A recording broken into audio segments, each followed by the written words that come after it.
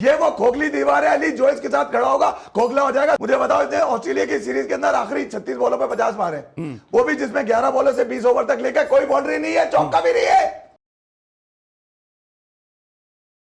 बिस्मिल्लाहिर्रहमानिर्रहीम, अस्सलाम वालेकुम। अली सलमान जीटीवी के तमाम नाज़रीन को आईसीसी टी20 वर्ल्ड कप की स्पेशल ट्रांसमिशन में खुश आमदेद कहता है कि जहाँ पे ड्यूरिंग द वर्ल्ड कप आप इस ट्रांसमिशन को रोजाना देख सकेंगे। अमूमन आप जी स्पोर्ट्स देखते हैं पीर से लेकर जुमेरात तक, लेकिन अब चूंकि आईसीसी वर्ल्ड टी20 इवेंट है, मेगा इवेंट है, तो जीटीवी हमेशा अपने नाज़रीन की पसंद का ख्याल रखता है और ना सिर्फ इस जबरदस्त ट्रांसमिशन को आपके लिए लेकर आया, बल्कि एक जबरदस्त एक्साइटिंग पैनल भी है कि जहाँ पे हम बात करेंगे क्रिकेट के हवाले से, स्पोर्ट्स के हवाले से, कोई है कि कोई पैकी नहीं होगी, सीधी सीधी स्पोर्ट्स के हवाले से बात होगी और हम तज्जिया करेंगे अपने इस मौजूद पैनल के साथ इस टूर्नामेंट में खेले जाने वाले मैचेस के बारे में। और जो हमारा पैनल तरतीब दिया गया है उसमें हमने खुसूसन इस बात का ख्याल रखा है कि हम आपको ग्राउंड के अंदर का इन डेप्थ एनालिसिस भी दें और साथ साथ ग्राउंड से बाहर जो साजिशें हो रही हैं, जो रेशादवानियां की जा रही हैं, जो आइसोलेट करने की कोशिश की जा रही है कुछ ममालिक को आईसीसी से, उसको भी जो है हम अपने शो का हिस्सा बनाएं। तो हमें पूरी उम्मीद है और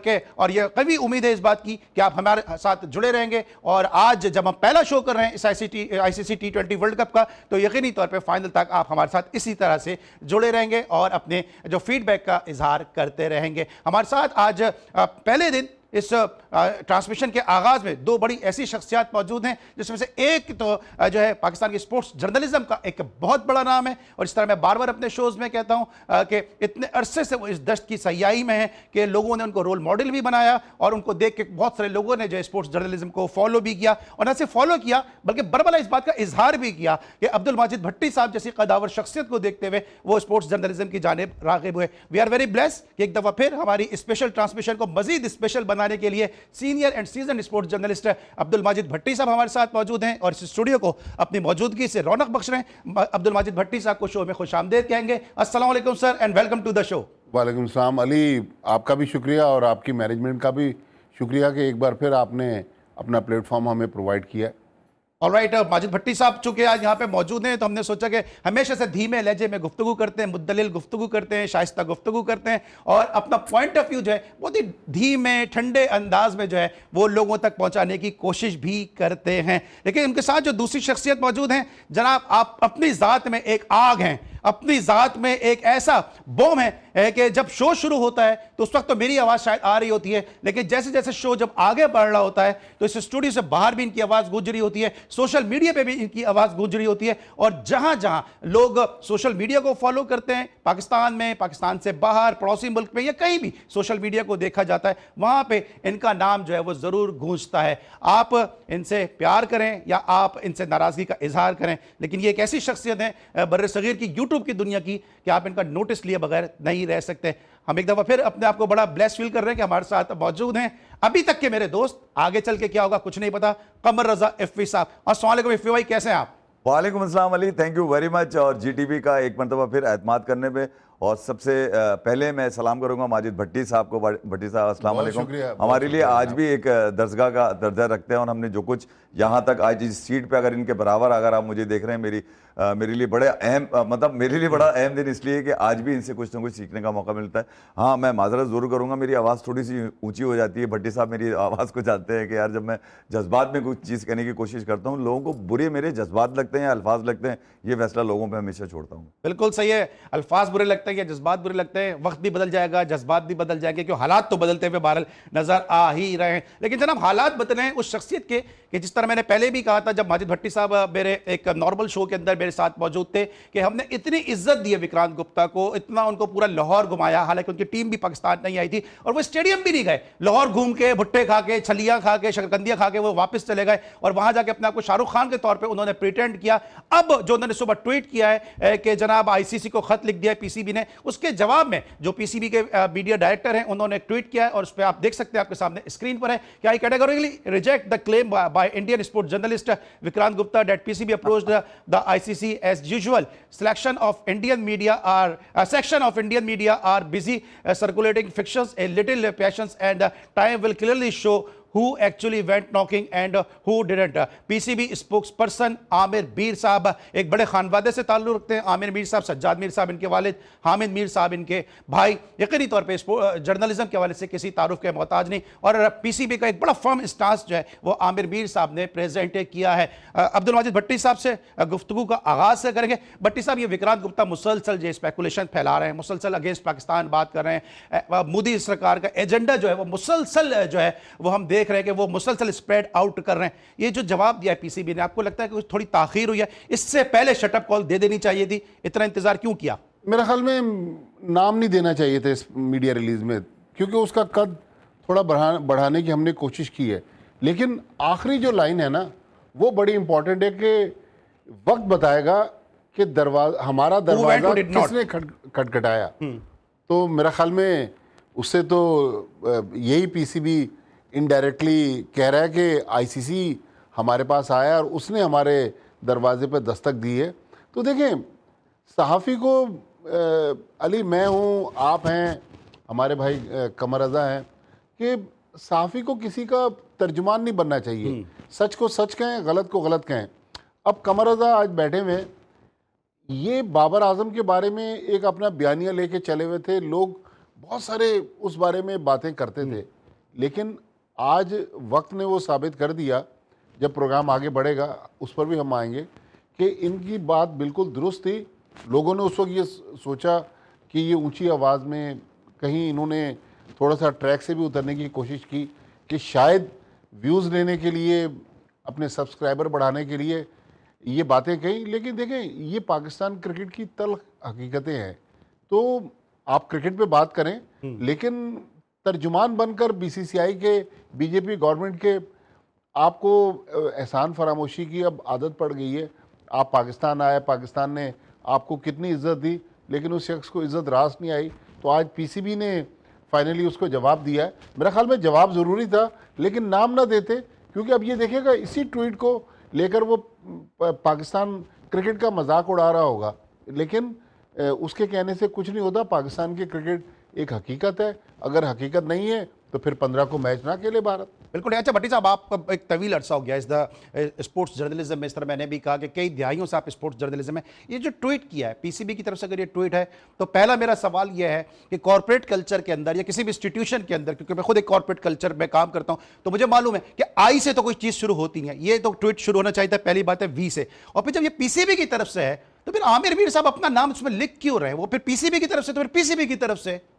देखिए, होता तो इदारे की तरफ से, लेकिन पता नहीं, अब इसमें देखें बारीकियां तो हैं, लेकिन हम तो देखें उर्दू के लोग हैं। आपने जो निशानदेही की, बिल्कुल ऐसा ही होता है। लेकिन मेरा ख्याल में ट्वीट भी कर देना चाहिए था। चलें, ये छोटी मोटी गलतियां हैं, लेकिन किसी फ़र्द वाहिद को इस तरह पीसीबी के सोशल मीडिया प्लेटफॉर्म से, जिसके कई मिलियन सब्सक्राइबर हैं, वहाँ पर इस तरह नाम लेके जवाब देना, थोड़ा उसका कद बढ़ गया। मेरा ख्याल वो ये डिजर्व नहीं करता था। ठीक है फिर भाई, आप देख रहे हैं ना कि क्या हो रहा है इंडिया में। यहाँ पे बैठ के आप लोग कहते हैं कि आप इंडिया इंडिया इंडिया इंडिया करते रहते हैं, व्यूज़ के लिए आप इंडिया इंडिया करते रहते हैं। अभी आपने देख लिया ना कि क्या चेहरा वहाँ पे दिखाया है, देखा ना अभी आपने? अली, मेरे ख्याल में भट्टी साहब काफ़ी सीनियर जर्नलिस्ट हैं और एक्सपीरियंस इनका इतना है कि उन्होंने 2 लफ्ज़ों में अपनी बात कह दी कि एक शख्स जिसका कद देखने में बड़ा है, हाँ। उसको मजीद मतलब इस शोबे में भी बड़ा करने की ज़रूरत नहीं थी। मेरे ख्याल में यार आमिर मीर साहब ने जो भी लिखा है वो अपने तई उसका जवाब दे, वो ज़रूर होंगे। मगर किसी को मेंशन कर देना उसका मतलब ये है कि वही पूरे इंडिया की आवाज़ है। यार ये भी गलत है यार। पूरे इंडिया में 140 करोड़ लोग रहते हैं, उसमें अगर एक तरह का बेवकूफ़ रहता है जिसको ख्वाब ही पाकिस्तान के नाम के आते हो, जो मतलब पाकिस्तान के अलावा अपनी क्रिकेट ही ना चला पा रहा हो, जिसमें जब वो ये बात करते हैं ना कि हमारे 2 खिलाड़ियों के ऊपर जितने की पीएसएल है वो 2 खिलाड़ियों की। यार इफ़े भाई बहुत, अब सुने अब आप जब इस तरह की बातें करते हैं ना, तो फिर मैं, क्योंकि मेरा जो है ना वो काम करता है। जब वो ये कहता था पाकिस्तान मेरे लिए इर्रेलेवेंट है, मैं पाकिस्तान में बात नहीं करूंगा, आप ही के यूट्यूबर जो थे ना वो बैठ के उनके हलक में थूक अटकने लगता था, वो माफिया मांगते थे कि जी हमसे गलती हो गई, हमने हीट ऑफ द मोमेंट आपको कह दिया। चढ़ाने वाले तो आप ही लोग जो आप लोग यूट्यूब करते हैं इधर बैठ के। अली देखे यार, मैंने तो कभी नहीं चढ़ाया यार, मैंने तो हमेशा यार आप रिप्रेजेंट कर रहे हैं ना, मैं वी की बात कर रहा हूं ना। मेरे लिए एक तो वो ज्यादा अहमियत रखते नहीं है भैया। अगर पाकिस्तान क्रिकेट बोर्ड के लिए रखते हो तो जो कि गलत उन्होंने किया अपने ट्वीट के अंदर मेंशन करना, उनको पूरे इंडिया की आवाज बना दिया जबरदस्ती उसमें डाल के। हालांकि इंडिया में निखिल नाज जैसा आदमी भी, अभी थोड़ी देर पहले ऑफ द रिकॉर्ड भट्टी साहब से ही बात हो रही थी कि पाकिस्तान का असल मुकदमा जो आईसीसी से पाकिस्तान लड़ रहा है वो नजमदी सिटी का इंटरव्यू जो निखिल नाज का है, जहां पर उसने स्पेस दी थी। सिटी साहब ने अपने एक्सपीरियंस से पाकिस्तान का पिछले 12 सालों में जो पाकिस्तान के साथ ज्यादती हुई, क्रिकेट में बात कर रहा हूं मैं, उसका पूरा अहवाल सुना दिया और यकीनन उसको एक्सेप्ट किया गया। मां बहन की गालियां पड़ी है निखिल नाज को। तो मैं ये कह रहा हूं, ये 2% के लोग जो पूरे इंडिया की आवाज बनने की कोशिश कर रहे होते हैं, जो सुबह उठ के पाकिस्तान में इंटरनल मामला जो है उसके ऊपर भी उनका ट्वीट आ रहा होता है, जबकि वो स्पोर्ट्स की खिदमत करने के लिए स्पोर्ट्स के फ्लोर पे उनको बिठाया इसलिए जाता है कि वो कम से कम पॉजिटिव, कम से कम ये बताते रहे यार क्रिकेट तुम्हारी अच्छी होना या क्रिकेट अच्छी खेलना या दुनिया का सबसे बड़ी क्रिकेट बोर्ड होना, पावर हाउस होने का हरगिज मकसद ये नहीं है कि तुम अपनी दाल गलाने के लिए पाकिस्तान के नाम से झूठी झूठी कहानियां सुनाओ। अभी तो तुम्हारे मुंह तोड़ जवाब मिला है, उसके अंदर तुम्हारा नाम लेके तुम्हें जबरदस्ती बड़ा बनाने की कोशिश की है। तुम अगर बड़े होते तो कम से कम अपनी खबर पे कायम होते। अब या तो तुम बेशर्मी का चादर ओढ़ के जो है ना कम से कम कहीं छुप गए होगे, बेकार में तुम दुनिया दिन भर तुमने सनसनी फैलाई। इस बात का तो जवाब देना ही नहीं बनता था। अभी वो बैठकर करते क्या है बताए, पूरा वो ऑपरेशन सिंदूर लड़ रहे थे। ठीक है, ऑपरेशन सिंदूर लड़ रहे थे।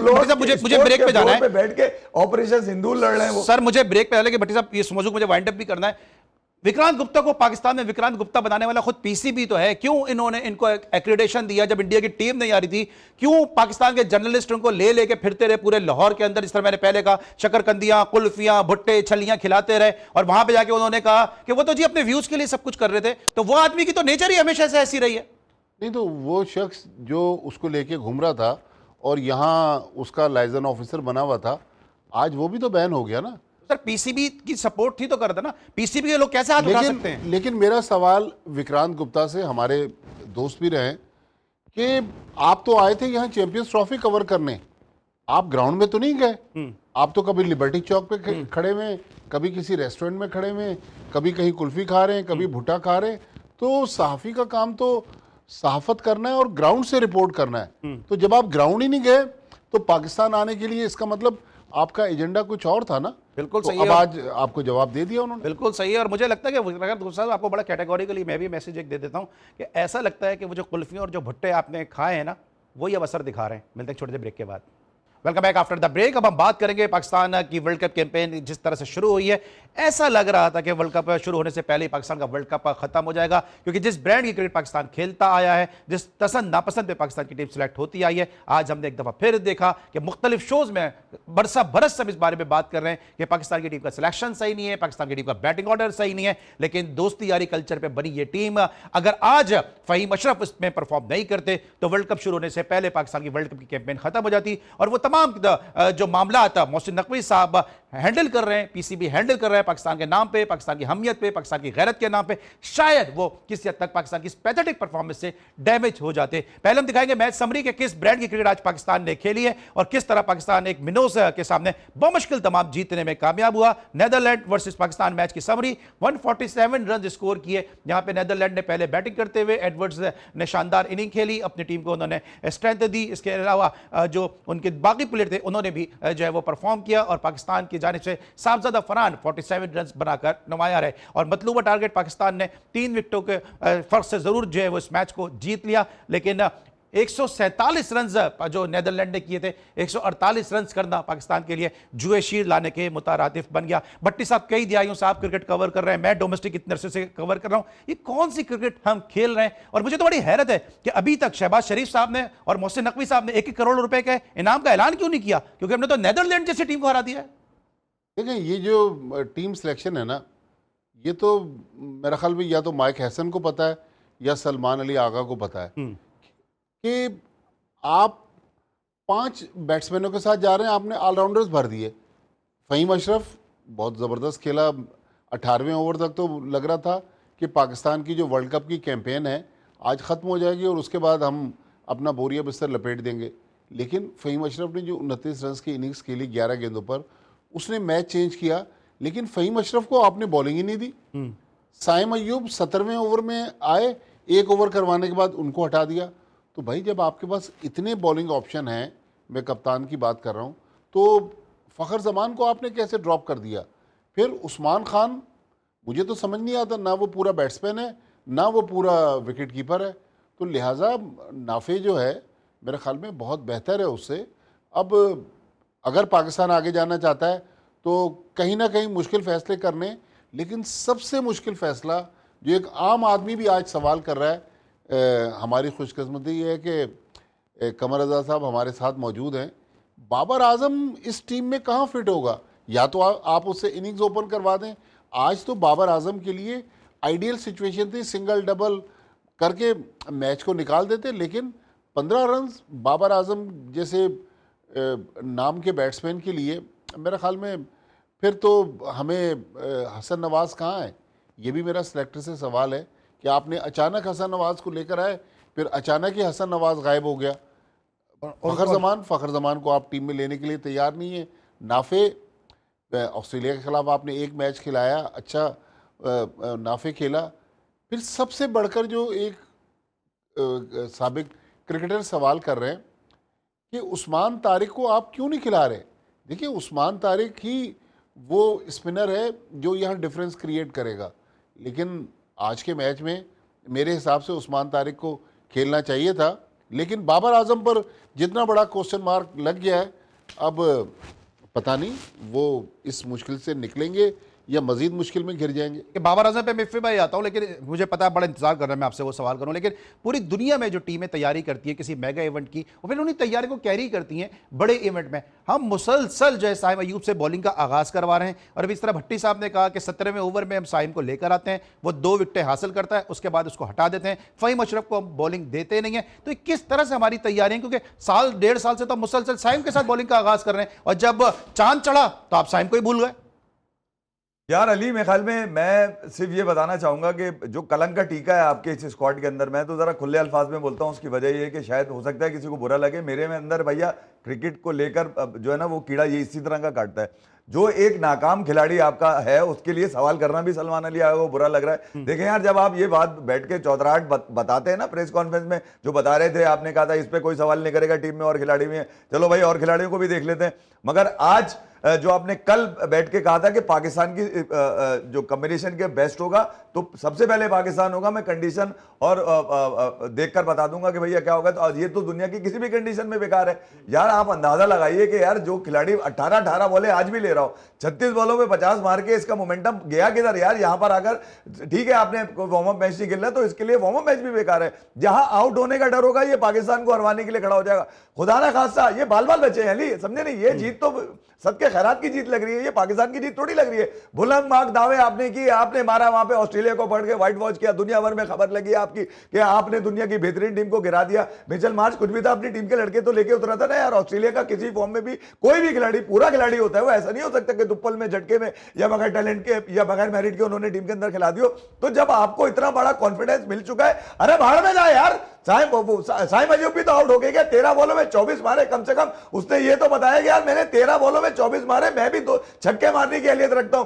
तुम छक्का मारो, वेंडर भी मर्फ को बजाइए कि तुम ये कहते उसको साहिबजादा फरहान को आउट होने से बचाते, जो 47 रन पे आउट होकर चला गया कि यार साहिबजादा तू खड़ा है, तुम मैच फिनिश करियो, मैं घंटे का किंग हूं, मैं हार चुका हूं, मैं रन जहां पे करूंगा और मैं छक्के मारूंगा। वो आउट हो गया, उसके बाद शादाब आउट हो गया, तो तुम्हारे कीड़ा काट रहा है कि तुम पूरे मैच को लदवा के चले गए थे। 148 की तेज में अगर वही मशरफ चेज करेगा रन यार, तो लानत है इनके ओवर के, इनको 4 नंबर में आपने गले का तावीज बना के पाकिस्तान की किस्मत में डाला हुआ है। कौन बर्दाश्त करेगा इस चीज को भैया? मैच है, मेरे ऐसा क्रिकेट मैच ऐसी जीत पर तालियां नहीं निकालेगा भैया जिसमें 148, वो भी ऑस्ट्रेलिया के खिलाफ हो तो चलो समझ में आए, साउथ अफ्रीका के खिलाफ हो तो समझ में आए, नीदरलैंड यार आपको एक पता, दावे तो आपके ये कि आप सुपर 8 में पहुंचेंगे, सेमीफाइनल खेलेंगे यार, ये दावे आपके तो खोखले हो गए। इससे बेहतर था बारिश हो जाती, नीदरलैंड को एक पॉइंट मिल जाता। यार मुझे ऐसी जीत नहीं चाहिए सलमान अली का तुम्हारे से।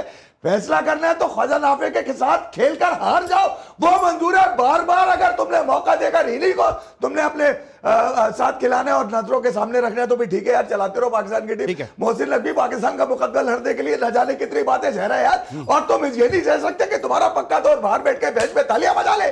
और आप फिर कहते हैं कि इस पे सवाल भी नहीं। बट्टी साहब, जो मैंने सवाल इफ्फी भाई से किया था, ये तो आपको पता है बाबर आजम के अलावा इनके पास कोई दूसरी बात होती नहीं करने की। देखिए अली, आज नहीं तो अली मुझे बताओ, आम आदमी भी बाबर आजम पे बात कर रहा है, आपका प्रीमियर बैट्समैन कौन था ये बताइए यार। आ रहा हूं ना मैं बाबर आजम के भाई, मुझे 148 की चेज में भी अगर 18 बॉलों में 15 रन मारोगे और ऐसी सिचुएशन में जहां पर मैच पाकिस्तान का मेक और ब्रेक था यार। बिल्कुल ठीक है। अच्छा भट्टी साहब, मैं आता हूं जरा आपसे ही लेता हूं बाबर आजम का सवाल। भट्टी साहब क्या कहेंगे, जो इतने अरसे से जो है साइम अयूब बॉलिंग का आगाज करवा रहा है, हम देख रहे हैं वहां पे आप उसको 17वां ओवर दे रहे हैं, कोई सरप्राइज दे रहे थे, क्या रहे थे आप? तैयारी तो वर्ल्ड कप की कर रहे थे, उसके बाद आप कर ये रहे हैं वहां पे। देखें, अगर आप माइक हैसन का ओवरऑल कैरियर देखें, जब वो न्यूजीलैंड के कोच थे या वो रॉयल चैलेंजर्स बेंगलुरु के कोच थे, इस्लामाबाद डायरेक्टर थे, वहां भी वो बेतहाशा ऑलराउंडर्स भर लेते हैं। देखिए, इन ऑलराउंडर्स के साथ आप इस वर्ल्ड कप के कैंपेन को आगे नहीं ले जा सकते। आपको मिडिल ऑर्डर में एक पक्का बैट्समैन चाहिए। फ़खर जमान ठीक है, उसकी फॉर्म नहीं है, लेकिन फ़खर जमान अभी इतना गया गुजरा नहीं है। फिर मेरे हिसाब से नसीम शाह जो थे, नसीम शाह को आज 11 में होना चाहिए था, चाहे वो शाहीन आफरीदी की जगह आते, सलमान मिर्ज़ा की जगह आते। लेकिन मेरे ख्याल में बहुत ज़्यादा जब लग्जरी कप्तान को दे दी जाए बॉलिंग में, आप 3 फास्ट बॉलर्स के साथ जा रहे हैं, आपने पिच के ऊपर घास देखी, ये वो घास नहीं थी। लेकिन इस पिच में सलमान अली आगा को शायद ये ख्याल ही नहीं है कि इस पिच पर अगर कोई कामयाब हो सकता था फास्ट बॉलर्स में तो वो फ़हीम अशरफ था। आप देखें ना, जो नेदरलैंड्स के बॉलर्स थे, उनके पेस बॉलर्स ने शॉर्ट पिच गेंदों पर पाकिस्तान को रखा और पाकिस्तान के बैट्समैन डिफेंस पे चले गए। तो मेरे ख्याल में इस ब्रांड की क्रिकेट से हम इस वर्ल्ड कप में अगर हम ये सोच रहे हैं कि बहुत आगे जाएंगे, अल्लाह करे कि टीम आगे जाए, लेकिन जो हमने गलतियां की हैं उन गलतियों को फौरी तौर पर इजाला करना पड़ेगा, अदरवाइज फिर ये टीम हमें बहुत दुख देगी। फिर भाई कहां से आएगा नाफे टीम के अंदर, कहां से आएगा फखर जमान टीम के अंदर, जब आपने बाबर आजम को खिलाना है? अभी आप तो ऑस्ट्रेलिया के मैच की बात कर रहे हैं, ये आप लोग इतने अरसे से क्रिकेट कवर कर रहे हैं, कभी आपने सुना किसी प्रैक्टिस मैच की इतनी हाइप बनाई गई हो कि आपने शाहीन को बिल्कुल डाउन कर दिया और पूरी दुनिया में खबरें लगा रहे हैं कि जी एक ओवर में शाहीन को 3 छक्के मार दिए? वो 3 छक्के कहां है जो आपने शाहीन को प्रैक्टिस मैच में मारे? कभी आज तक कभी इस तरह के मैच की जो ट्रेनिंग का मैच होता है, कभी उसकी इतनी हाइप नहीं बनाई गई, आपने उसकी इतनी हाइप बना दी बाबर आजम को का चांद चढ़ाने के लिए। यार अली, आगा सलमान की वजह से माइक हैसन मजबूर हुआ, वरना वो इतने बड़े जुमले कहकर उसने बाहर किया था कि भैया हमने इनको इसलिए बाहर किया कि इनके पास शॉट ही नहीं है, ये T20 के खिलाड़ी नहीं है, ये जबरदस्ती पाकिस्तान पे लदे हुए थे ये और रिजवान।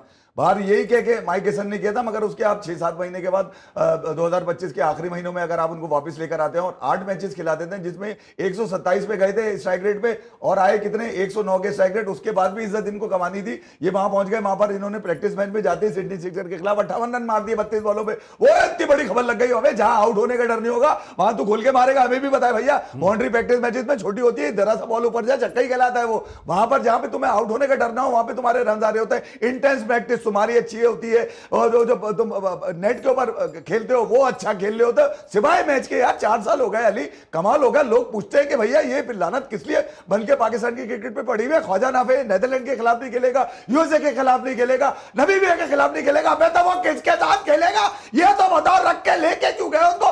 उसके फेलियर मुझे मंजूर है क्योंकि वो अभी नया बच्चा है। ये एक्सपीरियंस नहीं चाहिए जहां पर पाकिस्तान ये वो खोखली दीवार है अली, जो इसके साथ खड़ा होगा खोखला हो जाएगा। सलमान अच्छा खासा जीतता हुआ आ रहा था यार। मुझे बताओ, इतने ऑस्ट्रेलिया की सीरीज के अंदर आखिरी 36 बॉलों पे 50 मारे, वो भी जिसमें 11 बॉलों से 20 ओवर तक लेकर कोई बाउंड्री नहीं है, चौका भी नहीं है। भट्टी साहब क्विकली हो जाएगा, जो प्रैक्टिस मैच कितनी हाइप बनाई गई, आपने उसके चक्कर में शाहीन को नीचे कर दिया, उसको डिसरिस्पेक्ट कर दिया कि शाहीन को एक ओवर के अंदर बाबर आजम ने इतने रन जो है वो बना डाले। देखिए, हमारे जो दोस्त हैं उनमें मैं अपने मीडिया के दोस्तों की बात कर रहा हूँ, वो कई बार इस तरह की कहानियां चलाते हैं। वो छक्के देखे किसने, लेकिन प्रैक्टिस की वैल्यू नहीं है ना। तो सही कर रहे हैं ना कि छोटा ग्राउंड होता है, आउट होने का डर ही नहीं होता। प्रैक्टिस इतनी अहमियत नहीं ना। बड़ा बैट्समैन या बड़ा प्लेयर तो वो होता है जो प्रेशर सिचुएशन में, जब करोड़ों लोग आपको देख रहे हैं टेलीविजन पर, वहां आप स्कोर करें ना। तो ये प्रैक्टिस में तो बड़े बड़े लोग, मेरे ख्याल में शाहीन ने खुद 3 छक्के किसी प्रैक्टिस सेशन में मार लिए होंगे, लेकिन वो चीज़ मैटर नहीं करती। मैटर वो करती है जो आप डिलीवर करें ग्राउंड के अंदर इंटरनेशनल मैच में। बिल्कुल सही है। और बाबर आजम साहब से तो मेरा मैसेज है, अब करेगा तब करेगा भैया, आखिर कब करेगा? मिलते एक छोटे से ब्रेक के बाद।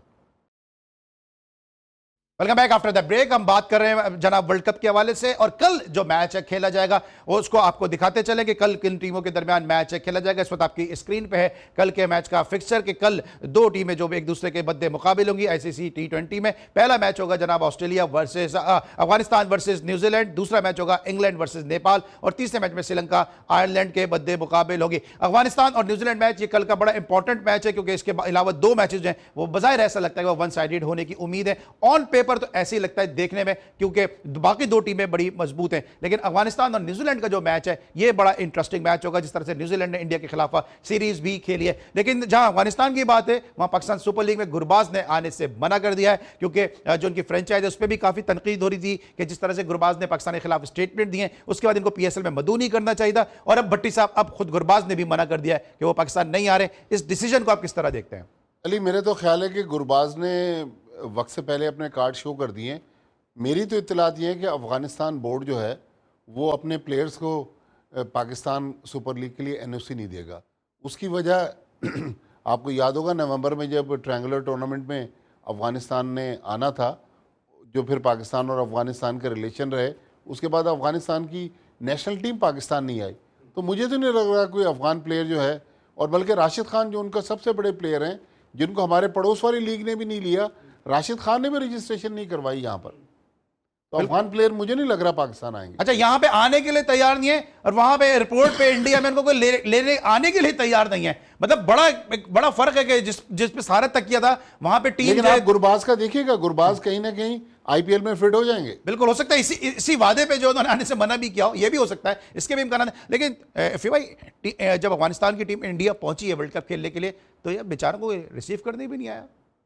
अली यार, मेरे ख्याल में जो किया है उसका भुगतना तो पड़ेगा। मखाफाते अमल से गुजर रहे हैं। 14 प्लेयर गए थे, 13 प्लेयर जो है वो नहीं लिए गए IPL के अंदर। ये सबसे बड़ा लम्हे फिक्रिया अफगानिस्तान को कहीं ना कहीं अपना उल्लू सीधा करने के लिए पाकिस्तान की तरफ ही देखना पड़ेगा। उसकी वजह भी यही है कि यार दुनिया भर ने देख लिया कि इस वक्त पाकिस्तान की अहमियत क्रिकेट में, रैंकिंग भले जैसी भी हो, रैंकिंग ये नहीं शो करती कि आप अच्छे बल्लेबाज नहीं है, ठीक है। कम से कम ये तो पता चल गया पूरी दुनिया को कि यार पाकिस्तान क्रिकेट की रैंकिंग में तो अहमियत नहीं रखता, या खेल में अहमियत नहीं रखता किसी भी टीम से जो मुकाबला करने लग जाता है, जैसे यार नीदरलैंड से कर रहा था। मगर पाकिस्तान अपने महलू वकू के हिसाब से, अपनी आर्काइव के हिसाब से, क्रिकेट के नाम की वजह से आज भी दुनिया की नज़रों का तारा है, और इस बात में इसको मानने वाली बात है। अफगानिस्तान ने जो गलती की, देखें यार, मैं अफगानिस्तान के गुरबज हुए, इवन राशिद हुए, या अफगानिस्तान का कोई भी खिलाड़ी हो, पाकिस्तान क्रिकेट बोर्ड अगर उसकी ईमा पर जावेद आफरीदी ने या पेशावर ज़ल्मी ने उनको लिया था तो कोई गलत नहीं किया। कुछ लोगों को बुरा जरूर लगेगा यार, जरूरी थोड़ी है कि यार आदमी से एक दफा गलती हो जाए तो वो दोबारा गलती नहीं कर, ठीक है, उससे गलती हो गई, अगर उसको लगता था कि यार वो गलती थी तो फिर इसका अब आ रहा था, उसको वेलकम करते। वैसे जावेद आफरीदी की सोच क्या है? कि आप भी देखें, आपने पिछला देखा पेशावर ज़ल्मी के लिए बाबर आजम से रस दी हुई, उन्होंने बाबर आजम को भी रखा हुआ है।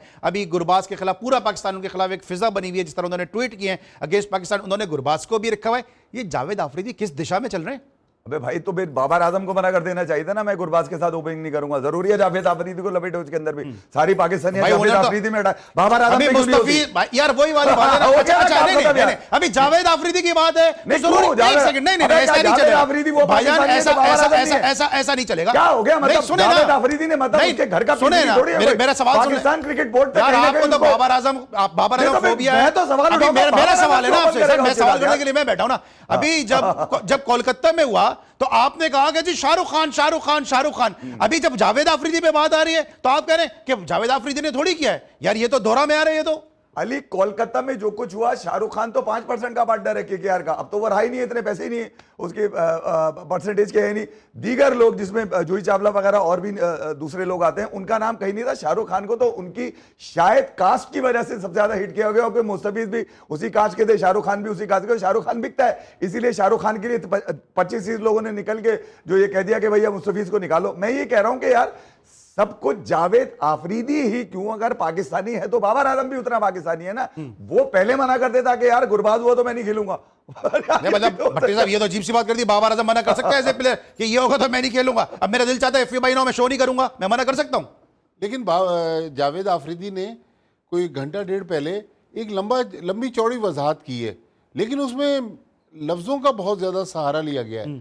तो मेरा ख्याल में यहाँ पर शायद पेशावर ज़ल्मी ने गलत डिसीजन लिया था। गुरबाज जैसे प्लेयर को लेना नहीं चाहिए था, और डायरेक्ट साइनिंग को गुरबाज कोई विराट कोहली नहीं है। गुरबाज जो है ठीक है, वो एक दरमियाने दर्जे का ओपनर है।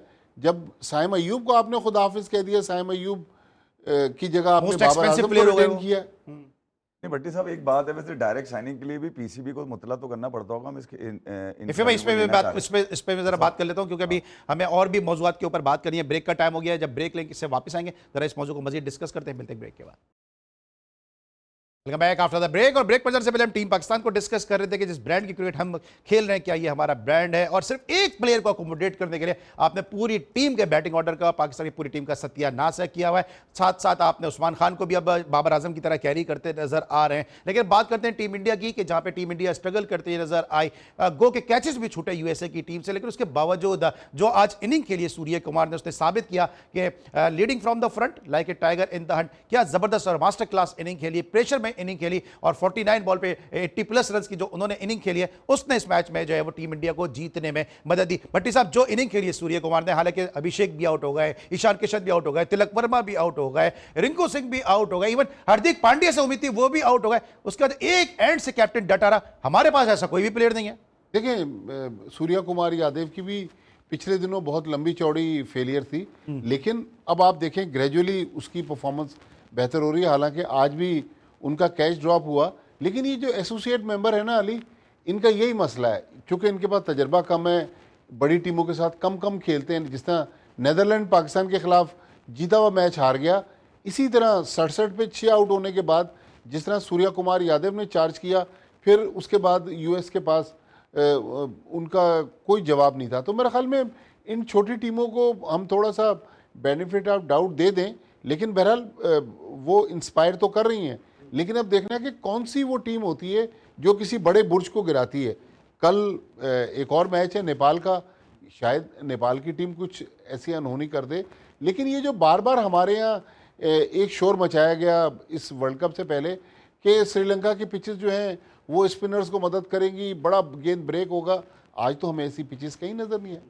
सरप्राइज था। आप किस तरह देखते हैं टीम इंडिया की परफॉर्मेंस? एक तो मुझे अभिषेक का प्रॉब्लम बताएं कि ठीक है आप अच्छे प्लेयर हैं, अच्छा आप मारते हैं, अभी आपने न्यूजीलैंड के खिलाफ भी सीरीज में देखा कि कई मरतबा वो पहली बॉल पर आउट होकर गए, उसके बाद पूरे 20 ओवर बाहर बैठ के वो बैटिंग देखते हैं। कोई इनको समझाने वाला नहीं है, ये वो समझने के लिए तैयार नहीं है। इससे पहले मैं सहवाग को देखा है, श्रीकांत को देखा है, अगर हम इंडिया की बात करें वो भी ब्लास्टर थे, लेकिन पहली बॉल पर निकल के आप खेल रहे हो, तो ये गौतम गंभीर अगर बाहर करेंगे कल को आप जैसे लोग फिर तनकीद करेंगे। अली देखिए यार, कुछ कॉम्बिनेशन टीम इंडिया का इस तरह का पिछले अगर T20 वर्ल्ड कप के बाद से जब से सूर्य कुमार यादव के हाथ में टीम आई है, एक तो वो कोई सीरीज हारे नहीं है, 10 की 10 सीरीज वो जीते में, 43 में से 34 तकरीबन 7 मैचेस उन्होंने लूज किए हैं। तो कॉम्बिनेशन अगर देखा जाए, इससे बेस्ट कॉम्बिनेशन दुनिया में नहीं है। विराट कोहली, रोहित शर्मा के बाहर होने के बावजूद भी, इवन आज बुमराह भी नहीं था, उनका जो मेन बॉलर था उसको भी नहीं मौका दिया। सिराज जो अपना वर्ल्ड कप का जनाजा निकल चुका था उनका, वो रोते हुए नजर आ रहे थे कि कौन सा खिलाड़ी जो है वर्ल्ड कप खेलना नहीं चाहता। हर्षित राणा की इंजरी के बाद पूरे साल हर्षित राणा को तीनों फॉर्मेट में खिलाया, एकदम से सिराज आते हैं। और आज के ब्रेक थ्रू में अगर देखा जाए इंडिया की जीत में जो सबसे सक्सेस रेशियो है वो तो सिराज का है ना, पावर प्ले में 2 विकेटें निकाली उसी ने। तो मैं ये कह रहा हूं कि उस कॉम्बिनेशन के अंदर सूर्य कुमार एक ऐसा कांटा बन के चल रहे थे जो दुनिया हर खिलाड़ी रन मार रहे हैं। यानी कि अभिषेक शर्मा का, जिसका आपने कहा न्यूजीलैंड की सीरीज के अंदर 2 दफा डक पे है, मगर उसके बाद जो तीनों इनिंग है, हर डक के बाद वो इतना बड़े रन मार देते हैं कि अपोजिशन के लिए खड़ा होना बड़ा मुश्किल हो जाता है। तो उनका डक जो होता है ना, वो खुशकिस्मती की अलामत है टीम इंडिया के लिए। ऊपर से ईशान किशन जो 1.5 साल के बाद आए, वो खेलते हुए तकरीबन 170-180 के स्ट्राइक रेट से मुस्तकिल खेलते हुए आ रहे हैं। आज भी अगर जो छक्के स्टार्ट किए वो ईशान किशन ने किए। अभिषेक शर्मा पहली बॉल पे आउट हो जाए तो बड़ी लकी होगी वो बॉलिंग साइड, जो वो पहली बॉल पे उनको आउट कर दे। अगर वो पहली बॉल पे आउट नहीं होते, छक्का मारने में कामयाब हो जाते तो फिर वो बड़ा मुश्किल कर देते हैं। आज सूर्य कुमार यादव ने ये बताना था कि न्यूजीलैंड की सीरीज उनको कमबैक करा के गई थी, वरना वो न्यूजीलैंड की सीरीज से पहले तक साउथ अफ्रीका के खिलाफ जो आखिरी सीरीज खेली थी वहां पे भी उनके रन नहीं थे, सबके रन आ रहे, सब ये कह रहे थे कप्तान किस तरह का बेकार है। उन्होंने अपनी प्रेस कॉन्फ्रेंस में कहा भी था कि यार मेरे 14 जवान मुझे मौका ही नहीं दे रहे कि मेरी बारी है, लेकिन मेरे रन्स शॉर्ट जरूर है, मगर मेरी फॉर्म पूरी और मैं आपको दिखाऊंगा। ये वो मौका था। न्यूजीलैंड की सीरीज में उन्होंने 2 पार्टनरशिप 100+ रन की लगाई, ईशान किशन के साथ भी और क्या नाम है अभिषेक शर्मा के साथ भी। ये इनका कमबैक था और यहां आज इन्होंने 170 के स्ट्राइक रेट से ये प्रूव किया कि जहां पूरी टीम नाकाम हो जाए, आप 10 खिलाड़ियों में देखें 6 से 7 खिलाड़ी ऐसे हैं जो डबल फिगर में भी नहीं आए। इवन अक्षर पटेल के भी रन देखेंगे तो 14 रन है, मगर वो जो 14 रन उन्होंने सूर्य कुमार यादव के 94 फॉर 6 अली 15 ओवर हो चुके हैं, अगले 5 ओवर में इतने रन मार दे कि वहां से अमेरिका के खड़ा होना बड़ा मुश्किल हो गया, क्योंकि अमेरिका इनएक्सपीरियंस है। 16वां ओवर जो उन्होंने नटवालकर को दिया, फिर अली खान का इंजर्ड होना, वो 2 आखिरी के ओवर नहीं करा पाए। अमेरिका ने अपनी बॉलिंग से तो आज ये मौका बना लिया था कि वो किसी न किसी तरह इंडिया को टफ टाइम देंगे। वो कोशिश तो उन्होंने की, मगर बैटिंग वो कर नहीं पाए। उसकी वजह ये थी कि उनके बॉलर नंबर 1 बॉलर है वरुण चक्रवर्ती, साथ में अक्षर पटेल हैं, फिर शिवम दुबे हैं, फिर हार्दिक पांड्या, अभिषेक शर्मा खुद भी बॉल करते हैं। आज बुमराह नहीं थे, सिराज उनकी जगह खेल लेते। तो बॉलिंग में अगर आप बोलेंगे कि 140 भी होते तो इंडिया वहां अपनी बॉलिंग से डिफेंड कर लेता। हाँ, मगर ये कि जो वांगड़े आज जो इतने सारे लोग निकल कर आए थे, इंडिया ने एक आदत डाल दी है, उनके पिछले 8-10 T20 में मारेंगे 200 मारेंगे वरना 250 मारेंगे। उस आदत की वजह से आज यूएसए के बॉलर ने उनको मजबूर किया कि उनकी विकेट चली गई। मगर ये जरूर है कि T20 वर्ल्ड कप का प्रेशर बहुत ज्यादा है। कहीं ना कहीं सूर्या कुमार को आज अपने खिलाड़ियों के साथ बैठ कर उन्होंने बोला होगा, भाई शर्मिंदगी इस बात की उठानी पड़ी कि यूएसए की टीम ने तुम्हें 160 के अंदर बैक कर दिया, तुम्हारे 6 अहम खिलाड़ी उन्होंने जो है 77 रन पे बैक कर दिए थे। ये शर्मिंदगी का बाइस है। मगर कमबैक उन्होंने किया, कितने भी रन से किया कुछ भी है। अमेरिका की जानिब से आज का जो गेम था वो इस टूर्नामेंट का बेस्ट हो सकता है। मगर अब कोलंबो में पाकिस्तान के साथ क्या होगा ये नहीं पता, कुछ पता नहीं पाकिस्तान के साथ क्या होगा। एक हमारे दोस्त हैं अनीस साजन, वो पिछले दिनों पॉडकास्ट कर रहे थे ब्रैडली के साथ, तो उन्होंने कहा कि कौन सा मोस्ट वैल्यूएबल प्लेयर होगा इस T20 वर्ल्ड कप का, तो उन्होंने कहा कि सूर्या कुमार यादव। आज जिस तरह की उन्होंने क्लीन हिटिंग की है, तो मेरे ख्याल में सूर्या कुमार यादव इस वर्ल्ड कप में सारी टीमों के लिए थ्रेट रहेगा। लेकिन दूसरी तरफ भट्टी साहब, अभी सिराज इतने अरसे के बाद आए और हमने देखा कि बीच में वो अपने प्राइम बॉलर थे बुमराह, उनको जो है नया बॉल नहीं दे रहे थे। आज सिराज को आते ही नया बॉल दे दिया गया। किस तरह देख रहे हैं आपको कि बुमराह पे वो कॉन्फिडेंस नहीं था शायद जो सिराज के ऊपर दिखाया गया, हालांकि इतने अरसे के बाद आए वो? देखें, जो भारत में सिलेक्शन में हम अपनी बातें करते हैं ना, वहाँ भी बड़ी लोगों के साथ नाइंसाफ़ियाँ हो रही हैं। आप मोहम्मद शामी के साथ देख लें ना, मोहम्मद शामी को भी मंजर से गायब कर दिया गया, लेकिन सिराज ने कमबैक मैच में आज जिस तरह 3 आउट किए हैं, नई गेंद उनको दी गई, तो इसका मतलब है कि उनके पास टैलेंट तो है, लेकिन उनके यहाँ भी वही फास्ट गलतियाँ हो रही हैं जो हमारे यहाँ हम देखते हैं। तो लिहाजा इंडियन टीम के अंदर भी मामला इतने आसान और सादा नहीं है जितने हमारे लोग समझते हैं कि भाई वो तो दुनिया की नाकाबिल शिकस्त टीम है। ऐसा नहीं है। बिल्कुल सही। आप किस तरह से देखते हैं कि जिस तरह हम देख रहे हैं बुमराह को कह रहे हैं बीमार है, वो कैसा बीमार है कि पानी भी ला रहा है, तौलिया भी लेकर आ रहा है, सब कुछ ला रहा है। आपको लगता है कि जो गंभीर और बुमराह के दरमियान जो सीनियर्स के साथ गंभीर का एक मसला है वो हमें इस मैच में भी नजर आया? अली, मेरे ख्याल में इंग्लैंड की सीरीज ऐसी थी जहां पर गंभीर का और इसका बुमराह का नजर आया, जहां पे बुमराह ने कहा था वो 3 टेस्ट मैचेस खेलेंगे, 2 नहीं खेलेंगे। और एक वक्त ऐसा है कि जहां पर बुमराह की जरूरत थी मैनचेस्टर टेस्ट के अंदर, जो कि ड्रॉ हो गया था, जबरदस्त बल्लेबाजी थी वहां पे, क्या नाम है, वाशिंगटन सुंदर और अजय जडेजा की एक लंबी पार्टनरशिप लगाई थी। वहीं पर वो हंगामा याद होगा आपको, नजर आएगा। बेन स्टोक्स ने कहा था क्या हो गया, मैच ड्रॉ हो रहा है, तुम लोग अपनी सेंचुरियों के लिए खेले जा रहे हो, खत्म करो ना मैच को। और वो कॉन्ट्रोवर्सी निकली थी। वहाँ वो एक टेस्ट ऐसा था जहाँ पर बुमराह को खिलाए जाने की बात की जा रही थी। शायद वहाँ मामला खराब थे सीनियर्स के साथ। तो गौतम गंभीर के हमेशा से मामला खराब है, घमंडी है, गुन्ना है। दूसरी ये कि वो अपने आगे किसी को कुछ समझते नहीं है। वो समझते हैं कि सारे सबसे अच्छी क्रिकेट उनको आती है। सबसे अच्छा T20 फ्रेंचाइजी जिताने के बाद वो इंडिया के कोच बने हुए, 140 करोड़ का कोच, जिसका T20 का खुद का अपना कोई इतना कोई खास तजुर्बा ना हो, मतलब कोचिंग की कोई स्किल्स ही ना हो। वो बराए नामी सियासी एक पौंके बनकर उतरे हुए टीम इंडिया के ऊपर। उसके आने के बाद आपको पता है 2 खिलाड़ी जो ऐसे थे जो टेस्ट खेलना चाहते थे उनको बाहर कर दिया गया। गौतम गंभीर यकीनन कहीं ना कहीं, रवि अश्विन, चेतेश्वर पुजारा और भी एक कुछ खासतौर पर आपके अजिंक्य रहाणे, उनके भी सबक का बाइस बने। मैं आपको याद दिलाऊं, मैनचेस्टर में अजिंक्य रहाणे से ये सवाल किया गया बीबीसी के पॉडकास्ट में, तो उन्होंने कहा कि आपने रिटायरमेंट क्यों नहीं ली? तो उसने बोला मैं समझता हूं मेरी क्रिकेट अभी बाकी है। तो गौतम गंभीर अगर कोई बड़ा कांड करवाएंगे तो इंडिया के कप्तान सूर्या कुमार यादव से भी कांड करवा देंगे। ये जरूर है कि यार नेपोटिज्म वहां पर भी है, पॉलिटिक्स वहां पर भी होती है। संजू सैमसन जिसपे आपने पूरा 1 साल लगाया खिलाने के लिए उसको, ईशान किशन के आने के बाद आपने ईशान किशन को तैयार किया। वो तैयार ही आया था मुश्ताक अली ट्रॉफी में, वो झारखंड को रिप्रेजेंट करके आया, नंबर 1 टीम बनाकर आया, अच्छी फॉर्म में था, फॉर्म में आया। मगर आपने पूरे साल जो टॉप ऑर्डर में जिसको खिलाया वो संजू सैमसन था। 3 नाकामियों के बाद आपने आज बिठा दिया। आज अगर आपको एक बल्लेबाज इस तरह का जो कम से कम पेशेंस के साथ खेल दो, अगर संजू सैमसन की एशिया कप वाली इनिंग निकाल दी जाए तिलक वर्मा के साथ जो खेली तो एशिया कप जीते कैसे आप? तो मैं ये कह रहा हूं कि एक खिलाड़ी ऐसा जो सिचुएशन को संभालना कहलियत रखता वो बाहर किया गया। लेकिन एक खिलाड़ी तो सिचुएशन को संभाल लेगा, लेकिन मैं शायद आपको नहीं संभाल पा रहा हूं, क्योंकि मसला आपका ये कि आप अपनी मर्जी का जवाब चाहते हैं। मैं आपकी मर्जी का जवाब नहीं देने के लिए बैठा है। मैं ये चाहता हूं कि आप सवाल इसमें का जवाब पॉज नहीं भी ले पता। ले ताकि मुझे प्रोग्राम को वाइंड अप नहीं कर तो दे। बॉस क्या पूछोगे तो बताऊंगा ना, बताओ नहीं पीछे से ना बताऊंगा यार आपसे तो एक सवाल करके मैं फंस जाता हूं, मैं कल नहीं आऊंगा भाई, मैं आपकी हरकत है आप मतलब मैं कल नहीं आऊंगा, मैं बता दूं आप इस तरह करते रहेंगे, मैं कल नहीं आऊंगा, मैं ऑनरी बात बोल रहा हूं भाईजान, मैं ऑनरी बात बोल रहा हूं आपको, आप इस तरह करेंगे, मैं कल नहीं आऊंगा, कल यार अली, मैंने मैं प्रोड्यूसर को अपने बता देता हूं सर, मैं अपने प्रोड्यूसर को बता भी देता हूं कल अगर इस तरह रहेगा, इस तरह रहेगा मैं कल नहीं आऊंगा, मैं आपको साफ बता रहा हूं। तुम्हारे पास सवाल दिए होते हैं, थैंक यू सो मच, चाहते हो कि मैं थैंक यू सो मच इफ़ी भाई, आप इस तरह करेंगे, मैं कल नहीं आऊंगा, कल मैंने नहीं आना इंशाल्लाह, मंडे को फिर बोलना नहीं है, इनको अगर बोल दो तो इनको बुरा लग जाता है। खुदा हाफिज़ जी, कल मिलते हैं। मैं पानी का गिलास तो पिला दूं।